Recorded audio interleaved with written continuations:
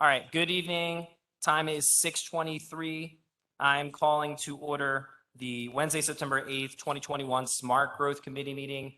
I'm sitting in as the chair. My name is Mike Stefano. I have also Mr. Scott and Councilman Dorsey up here on the dais. That was our call to order. Remember, if you're going to speak tonight, come up to the mic, speak your name and address. We are recorded. Number 2 item is comment, suggestions, petitions by residents in attendance regarding items that are not on the agenda. I see none. We will move on to item number 3, which is discuss zoning hearing board application. This is zoning hearing board application number 986, 501 Hannum Avenue LLC. The applicant is seeking relief from section 112-374 to allow for an increase to the maximum permitted front yard setback and sections 112-74.a to allow for a reduction of the required number of parking spaces. Thank you. Hey, And the discussion here would be to whether or not Borough Council chooses to send the solicitor to the hearing.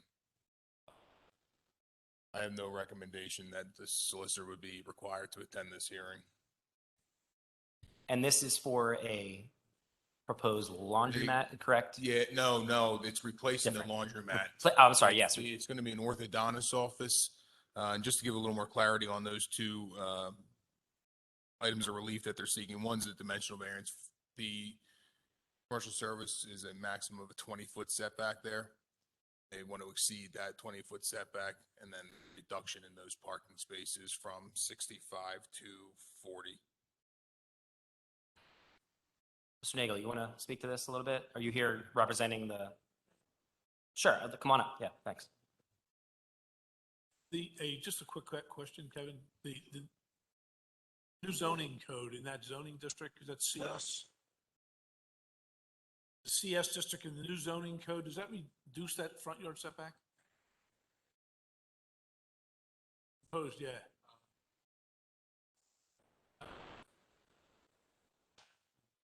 Bill Scott's gonna be very upset if it's not. Well, no, I'm serious, because I think part of the CS district, not to get in, part of the zoning code that we wanted to develop this end of the borough was to pull the buildings a lot closer to the street than what the setback is today. I think that's right. And I understand that to be the goal.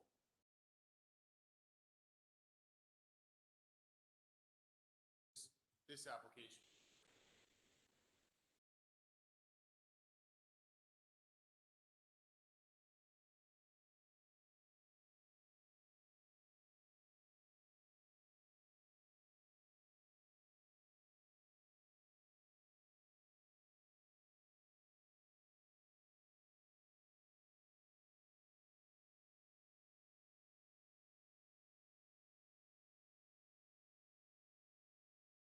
So the reason good evening, Brian Nagel on behalf of the applicant. And the reason that I'm here this evening is because I wanted to ask the committee to recommend to the full council that this project be supported. I gave you what's there today just from the Google. I also provided you a packet of the renderings. I wanted to just explain basically what's going on briefly. I represent Dr. Christine Farrell and Westchester Orthodontics. Dr. Farrell's office right now is over by the Chester County Hospital, just beyond the building on the right-hand side after you pass the fountain and go up the hill over by Mr. Scott's house.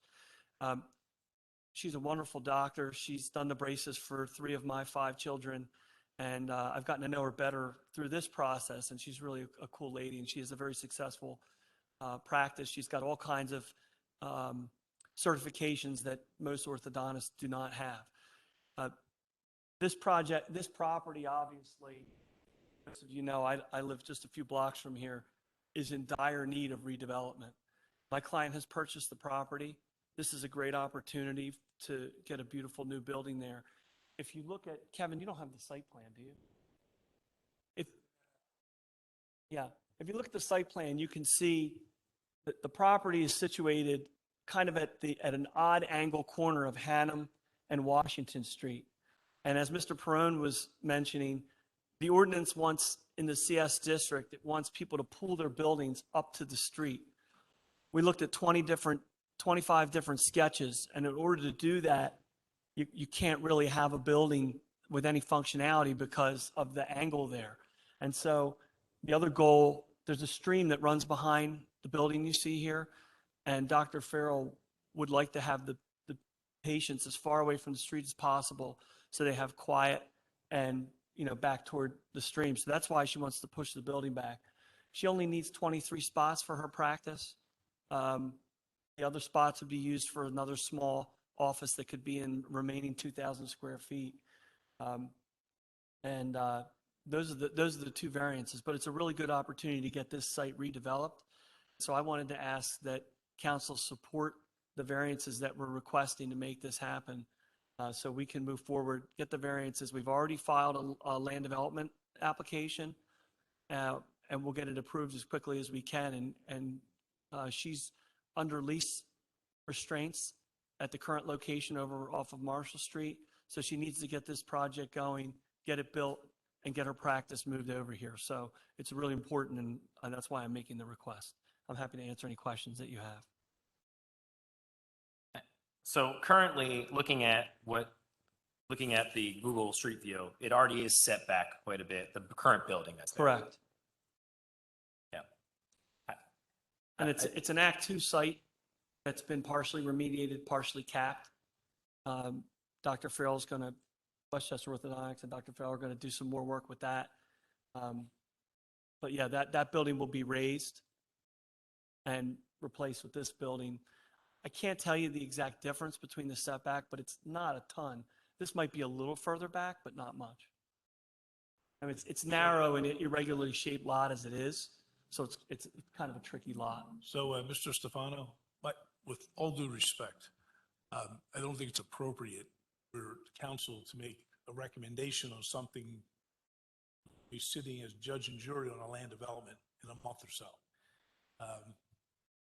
We don't need to recommend anything. We just need to decide whether we want to send a Send solicitor. solicitor to oppose it. That's it.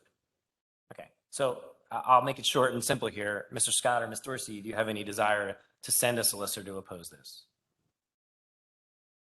No, I would like to speak to it, though. Go ahead. I look at this more, not so much as the mets and bounds in the zoning ordinance, but as to development down on that stretch of the west side of town, as it were. It's in Ms. Dorsey's ward. So forever, I've been saying we should develop that section tandem with developing Market Gate Street corridor. So I look at it that way, and I believe that that's a good discussion to have, whether or not this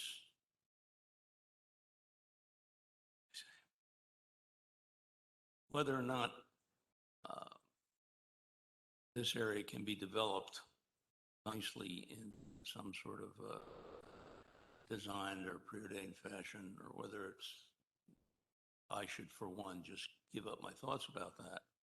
And I think that it's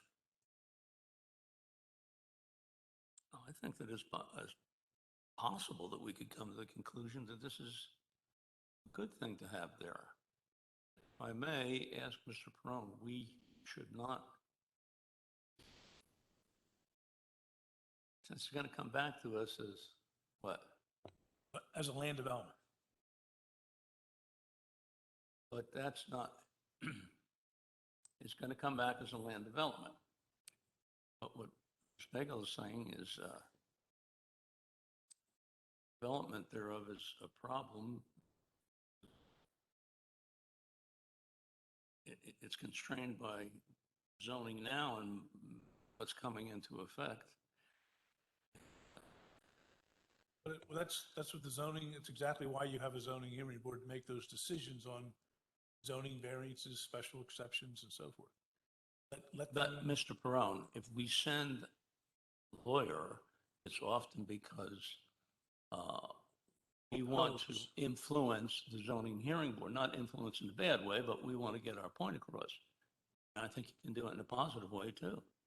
I don't see any harm in that.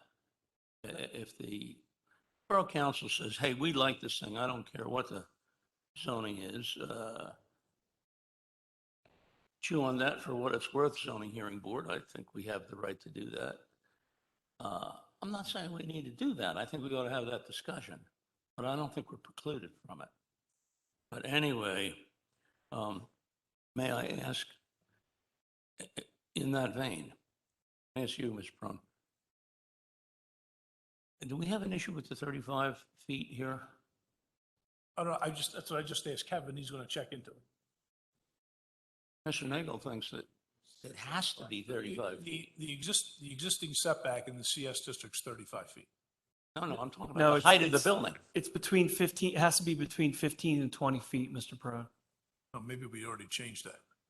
It used to be, because when this building was built, it's 35. That might be right. Were we now talking about the height of the building? The height of under your new ordinance, Yes. as I understand it, the building would have to be a minimum of 35 feet tall. Is that so?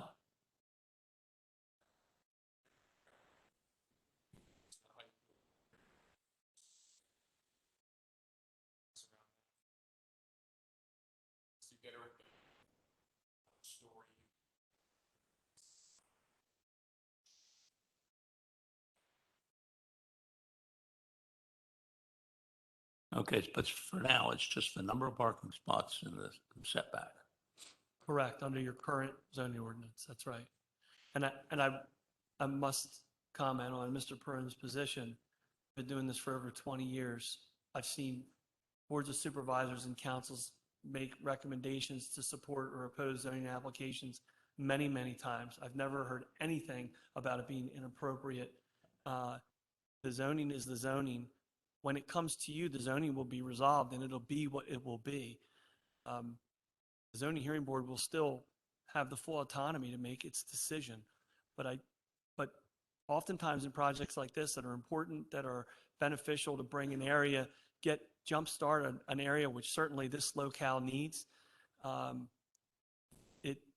they offer support so that the board knows that the council or the board of supervisors, as the case may be, thinks it's a good project. And I don't believe there's anything wrong with that at all. I Dorsey, agree what are your with you. thoughts on this? I'm a little, confused around what is before council to, so what I understood, Kevin, when you came up was, do we or do we not want to send council to the hearing?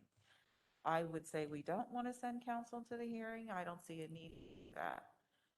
The second question around, would we support this being in my ward? It looks like a good addition or change to the ward. So if I'm being asked about that, I would say yes. And I would say if we were going to support it, I would not want to send a solicitor there to support it. It would possibly be like a letter on behalf of council from the borough manager or something. Absolutely. Is that correct, right? So it's a 3-0, not to send a lawyer. And I would like to have it reported up to council. It's for council to actively support it.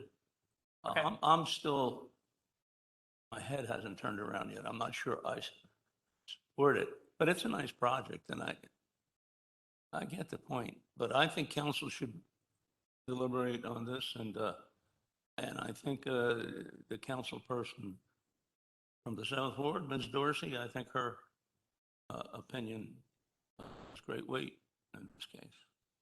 Okay. So that's what I would ask us to do, just to forget about council, sending council, just the request of, do you have it in writing, Brian?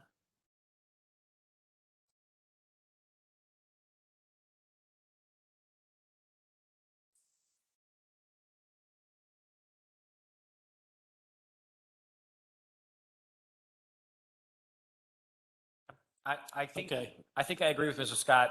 Bring that to full council and I think that's something that would happen possibly. It's to send a To letter. send a letter of support, just saying we support the redevelopment of this property. Either send a letter or we don't. Yeah, so That's I it. would say we're all in agreement to send that to full council for discussion. Does that make sense? Yeah? Okay, yes, that's what we're gonna do. Thank you, Mr. Nagel. Anybody else want to talk to this point? Okay, so we're not sending a solicitor, but we are gonna talk about it next week, about sending a letter. All right, moving on. Thank you. Item number 4, approve the reversed subdivision plan, 243, 245 East Chestnut Street. Mr. Gore. Thank you. Site plan for me?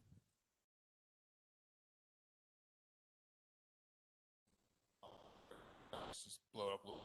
This is a fairly simplistic application that was submitted. Applicants are requesting to combine the two lots that you see on this plan here, 243 and 245 East Chestnut Street. They wish to convert that into a single-family dwelling and build an addition. County Planning Commission had no comments on their review letter, and the commission had made a favorable recommendation for approval of this plan. Essentially, that is the project that is proposed here. Addition is not subject to the land development application, just the elimination of that lot line and the combination of them.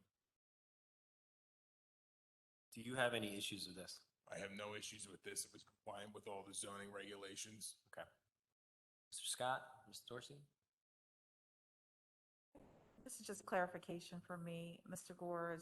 I read in I guess, one of the attachments to this around there being historical properties on either side. Yeah, So there are certain things they have to do. that's in the county's review letter. That's a standard comment that they would put in there. But this is not within in the historic district. It would not be subject to any historical regulations from a borough standpoint. Okay, thank you.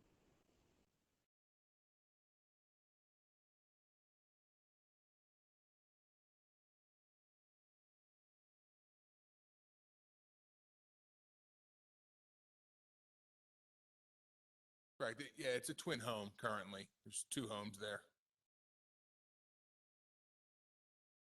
The applicants are here, so if there's any questions related specifically to the construction project, I'm sure they could answer them.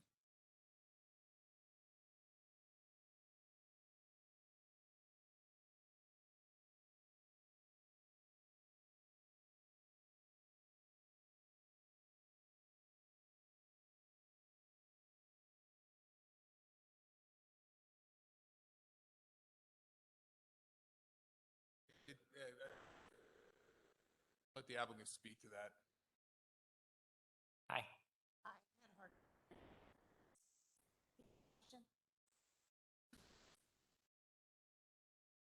Julie Benz, I'm the architect.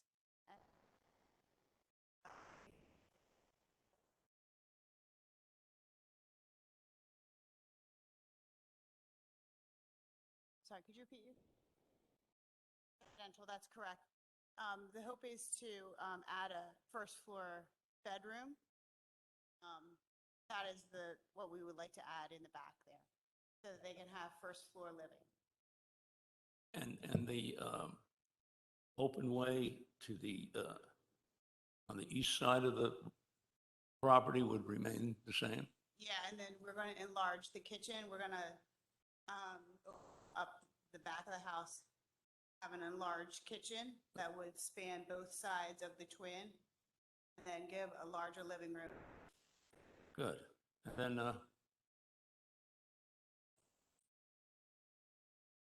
And but there'd be you're not demolishing the building. we are not. We are actually going to make 3 penetrations through the twin, and we're not demolishing the building at all. Will it be one family? One family. And it's 2 families now? It is currently all owned by the Cornellis. But I mean, But it could currently be 2 families, but it is currently owned. is it not, are there not in fact 2 rentals there? Okay. Well, yeah, I don't think this has any bearing with whether or not you have a right to reverse subdivision.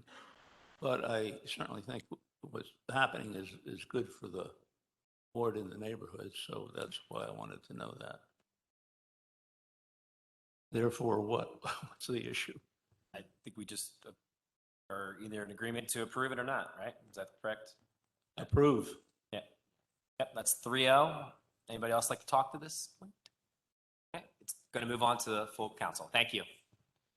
All right, moving on to item number 5, which is our August Building and Housing Monthly Report. Mr. Gore.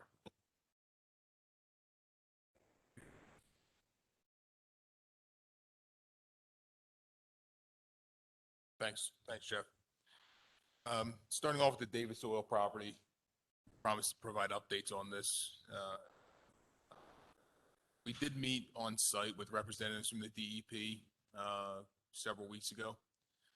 DEP gave us an update on what they would like to do there, and they said that they have a pretty aggressive timeline for getting the remediation started there, beginning in November. At the meeting was also a prospective buyer, consultant for a prospective buyer. We're going to wait to hear back from them. We don't have a definitive answer on what they want to do. They're going to get back in touch with us with their plans. I've continued conversations with the prospective buyer. At this point, we are continuing to issue citations to the estate. As you can see in the report, we have $6,300 in fines that are owed to the borough, the unsafe structures. We did come to an agreement with the estate that we would give them a 20-day deadline to submit a report to us to let us know how they plan on making the building safe. Awaiting that report. Hold off on issuing any more citations until we get that report and it's approved. So we do have some movement there. Visual aspect yet. Melton Center, going along pretty nicely over there. Buildings are going, the main building is up. They're roughing in all the mechanicals on the interior, the plumbing, mechanical units, and electrical. 10 townhomes are going up on the Minor Street side. Issues with the construction itself at this point. We're out there pretty regularly, at least 3 times a week, conducting inspections of those. The last item of discussion was the 50 and 54 North Brandywine. I'm sure Mr. Flynn's happy to see this construction finished, but they are nearing completion there. They did issue a temporary CO for the 2 units. They have some things to finish up on the interior. Some handrails up. They have some temporary handrails up, but at the places look fairly nice, and they're going to complete that site work out there in the next couple of weeks. It was a pretty busy month in August for the rental inspections. These guys did almost 1,500 rental inspections. That was the dorms down there, so they knocked a lot of those out. And we did issue 27 permits for the month.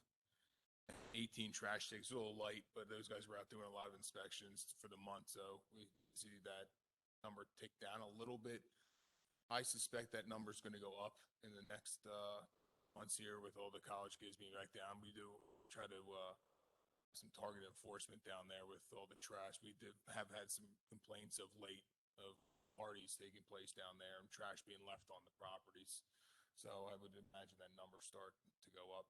See, we did issue 41 violations, so that would property maintenance violations that not associated to trash.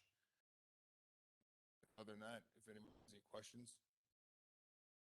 I have a question, Mr. Gore. The 20 days for the Davis property, when is that up? So we had good question. We had a court hearing last week. So I think that hearing was on Wednesday. So 20 days from that hearing. And then the Mountain Center property, the water management and the flood last week, I know they got a lot of water that was all blocked off. And any remediation that's required there? No. So the interior of the building, they did have some water coming up through their floor drains. and they accidentally drilled a hole through one of the storm leaders that are underneath the slab. That has been fixed. The reason the water was coming up through drains is because they're not installed yet to the stormwater system, so they're just blocked off.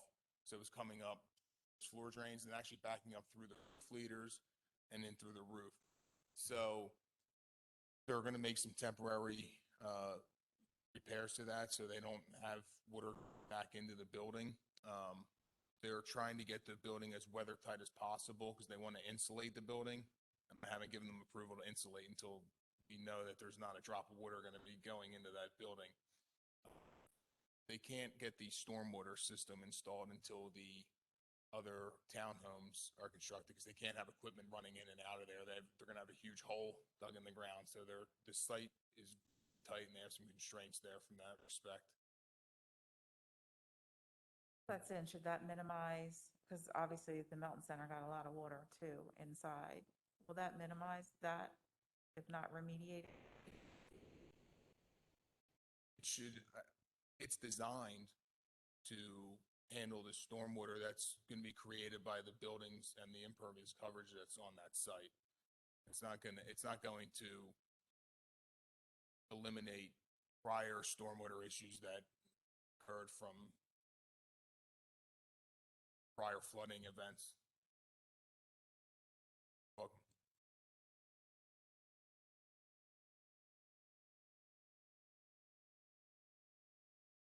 Yep, just let Mr. Scott speak and then you come on up. Sure.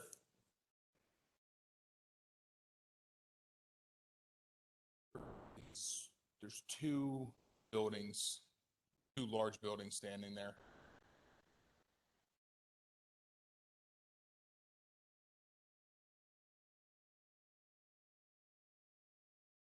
That would be our hope, that they would be torn down very quickly with a new purchaser, yes.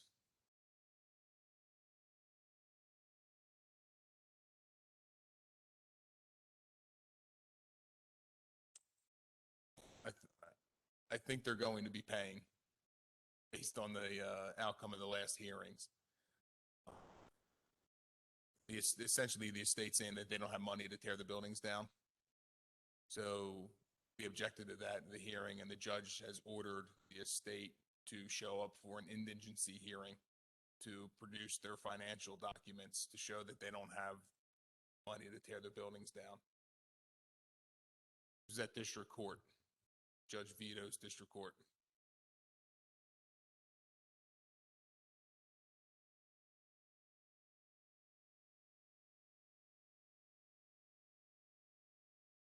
No, the estate is the responsible, the property is in an estate.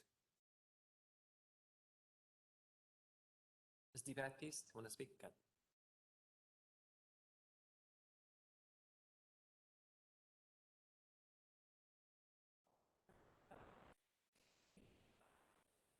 Difficulty in the spring of the year.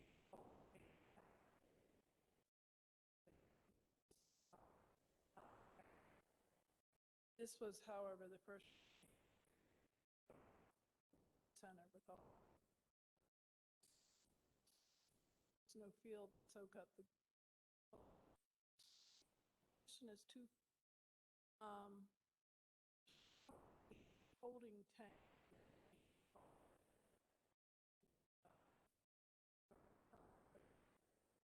Stormwater.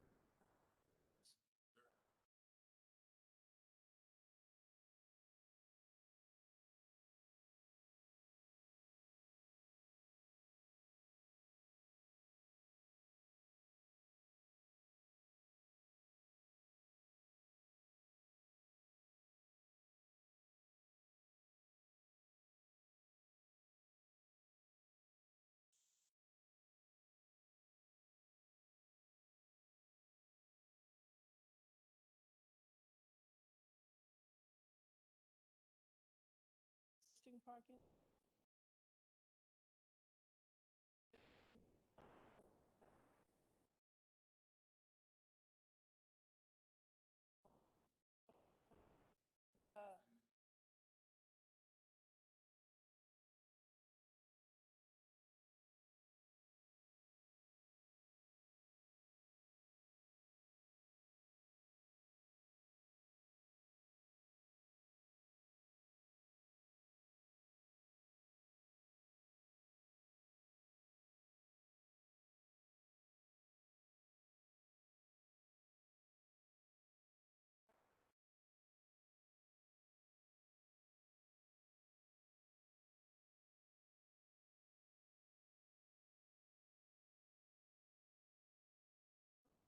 is, you know,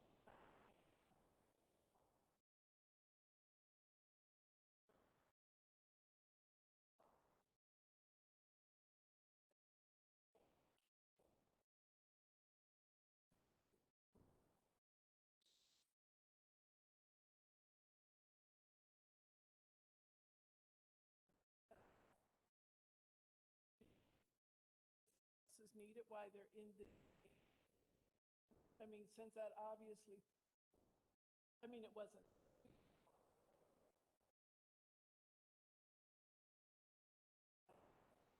It's not there to fail, but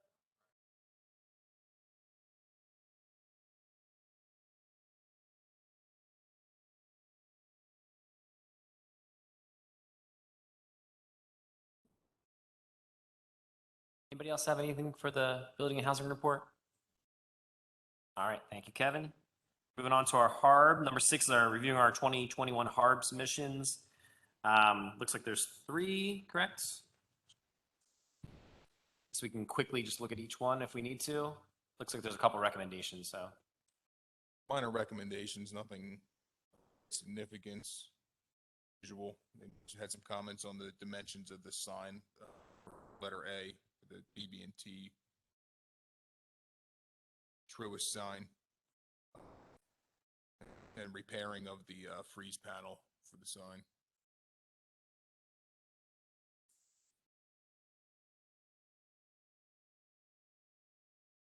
Another comment was that they want the attachments to be into the mortar joints and not into the face, obviously, to minimize any damage to the facade. I have no problem with the HARB recommendation for number A, letter A, I guess. Mr. Scott or Ms. Dorsey, any issues with this? Nope. Okay. So then at letter B is the 29 South Church Street. Hanging sign from existing hardware. There's also a HARB recommendation there.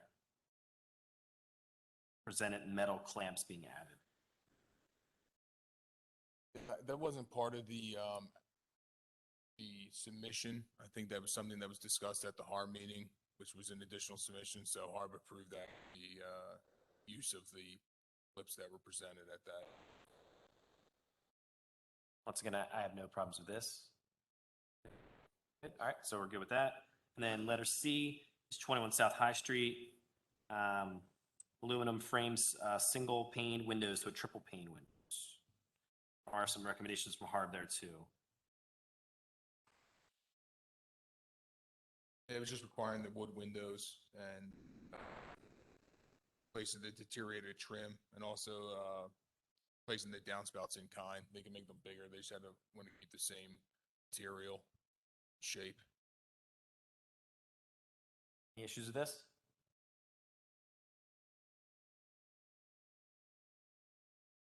Are there any pictures? See there?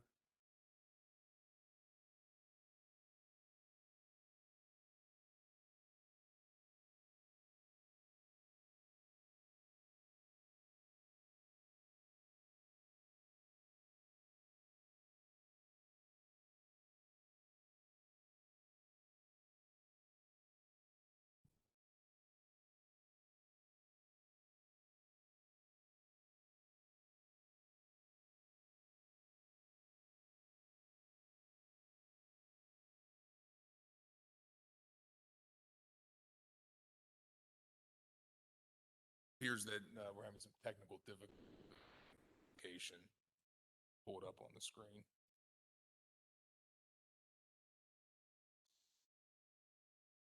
Yeah, we'll come back to that in just a moment. 7 is the approving the August minutes, August 2021 Smart Growth minutes. I was not in attendance for that. Bill, you were. I don't think Dorsey, you weren't on for that. So that's a 1-0 for that. Is there any other business to discuss on this item? All right, hopefully we can go back to letter C, 6C.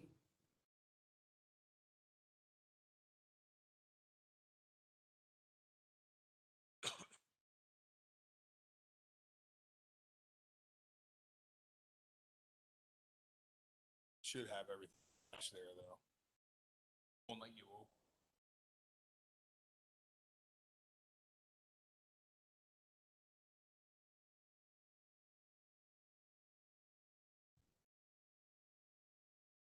I'm seeing the document, but I don't see any pictures.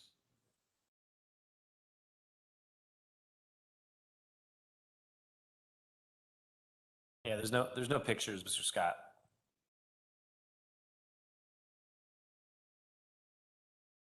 I can't figure out what to do if there are.